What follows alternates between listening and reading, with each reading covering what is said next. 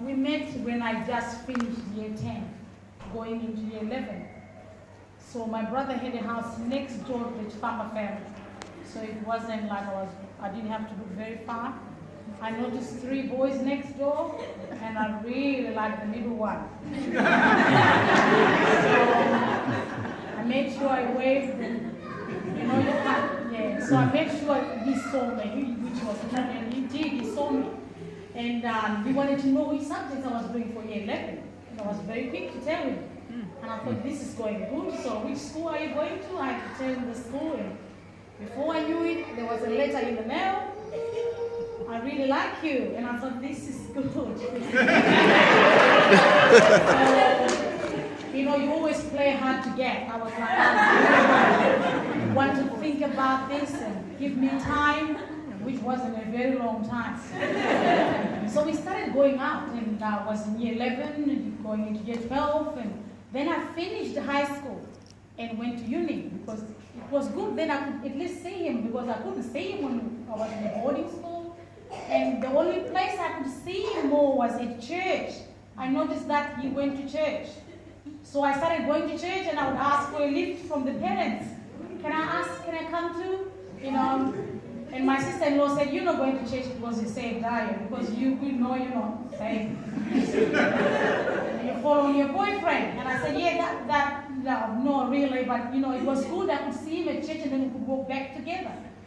But I wasn't a church girl. You need to know I wasn't. When you say I wasn't a Polish, I think I'm Polish now.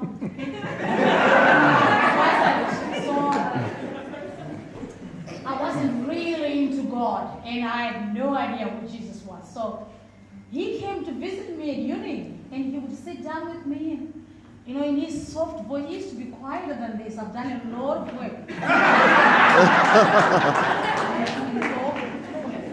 So he used to come and visit me, and he would say, I really want you to know that God loves you, Salome. Jesus died on the cross for you. And I'm like, you got anything else to tell me? Because I didn't want to hear that. I had no idea what he was talking about. Who is God and who is Jesus? It's like, wow. Boy, can you just take me to the movies? But I would sit down and listen. Oh, Jesus died on the cross for you. It was really getting so deep, I had no idea. I got confused. So I called my girlfriends to the rescue. I said, girls, sit down. I need to tell you something is wrong with my boyfriend. And I had to explain. I said, he talks about God all the time. And then he tells me about Jesus. And my friend was like, wow, is that what he tells you? And I remember my friend clearly, we laughed. She said, he talks about Jesus with so much enthusiasm as if he comes after Vitalis. Vitalis is his younger brother. So he was saying as if Jesus is family. He talked about God as if he was family. And to me, that was like, wow, I'd never heard of that.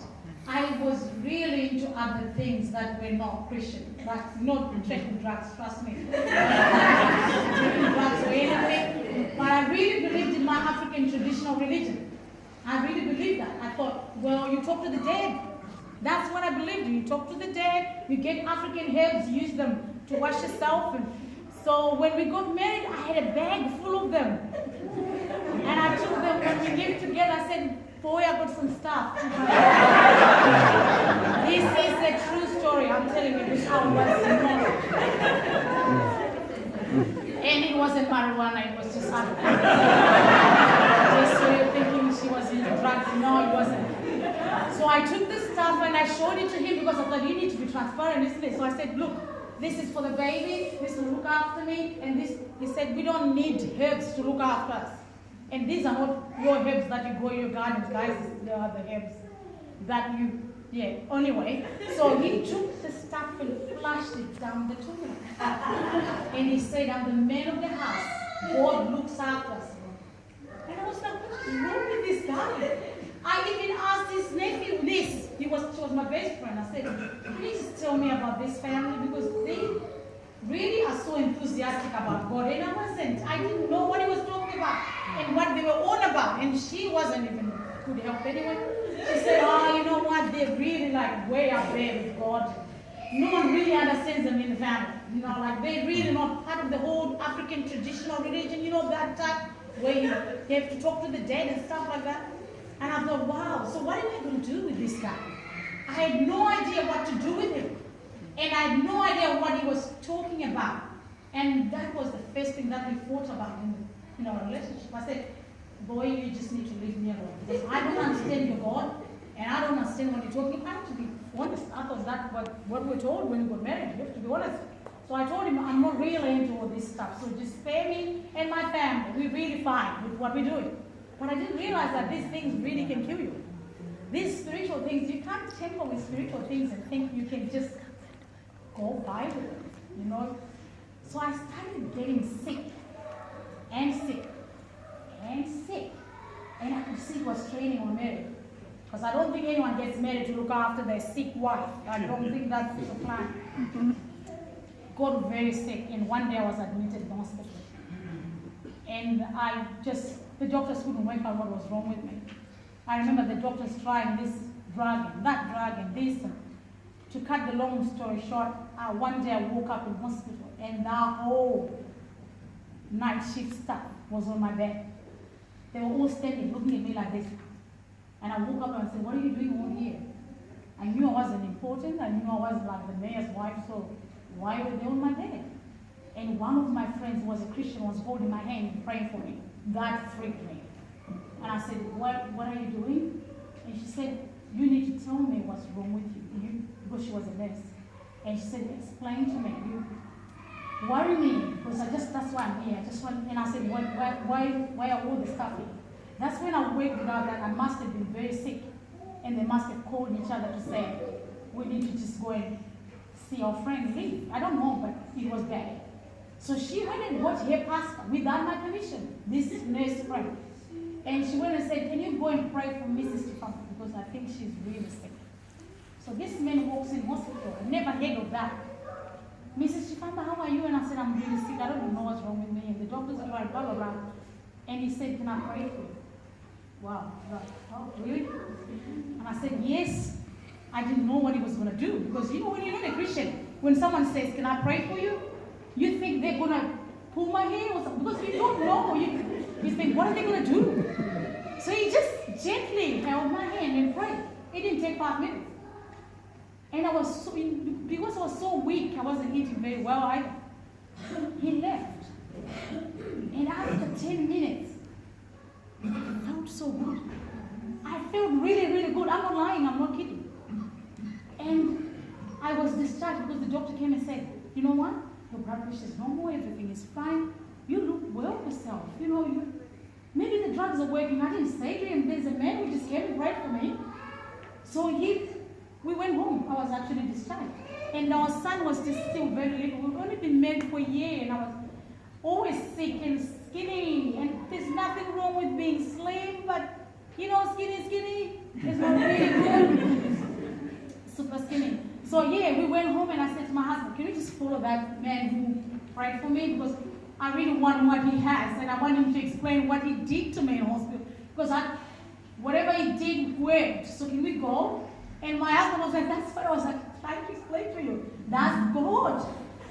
Okay, so we went to this fellow and we sat down. I explained my life, everything, which I can't go into details now, too long. Anyway, so I explained to him and his wife, and he said, oh, you've ever heard of Jesus?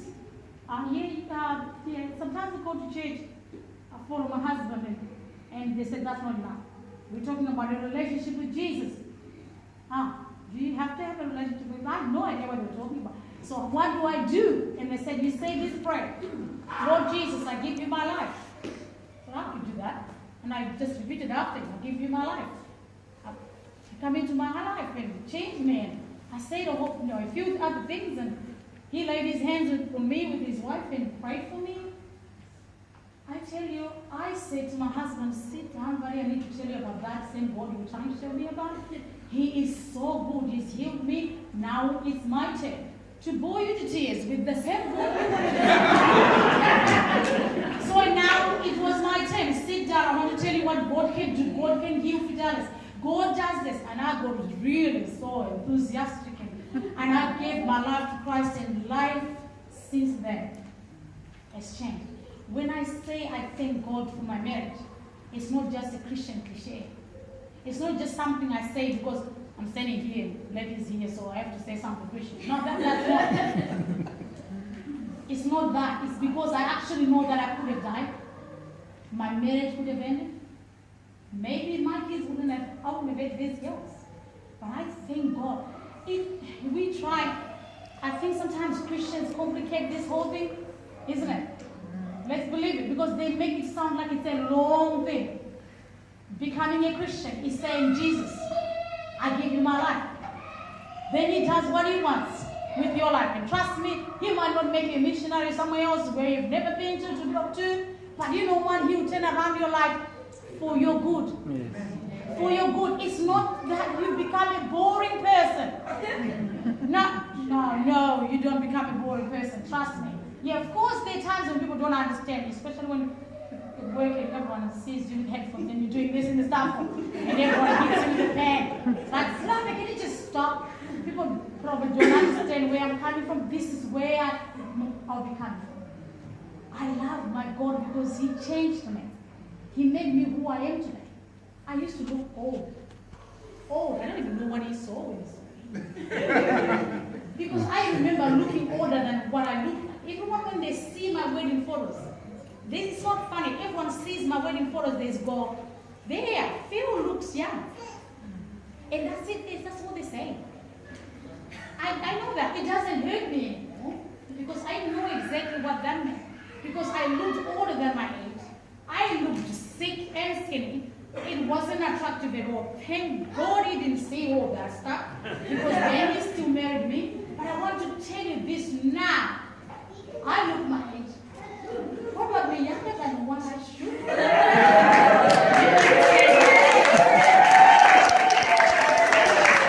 But really, to be honest, I'm grateful to God.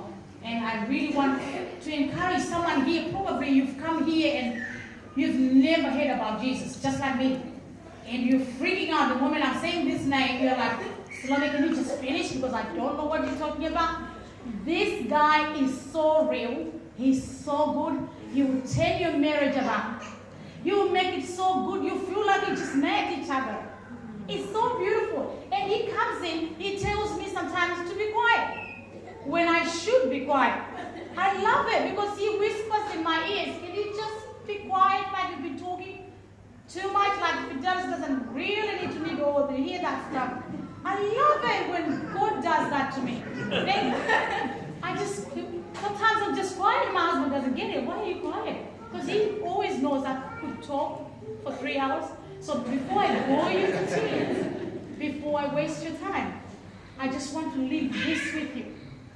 When you leave this place, you don't need to put your hand up and say, Salome, I put my hand up, I'm giving my life to Jesus. No, you don't have to do that. And this is not an advert for church.